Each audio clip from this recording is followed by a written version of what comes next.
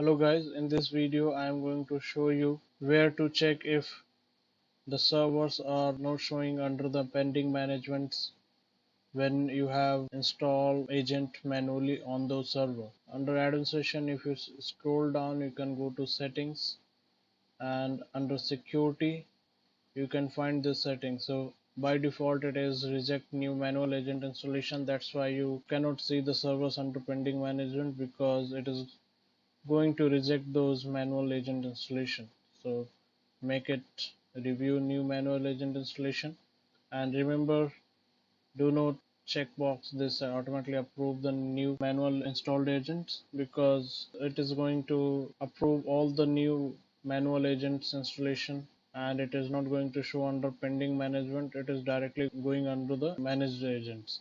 Okay, but for security reason it should not be checked.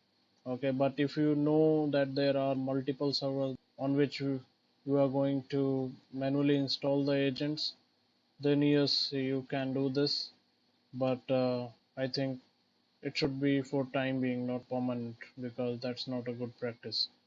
So you just select this setting and click on apply. Okay, and now if you go to pending management, you can see the servers on which you have installed agent manually. So give it few minutes and you will see those servers over here.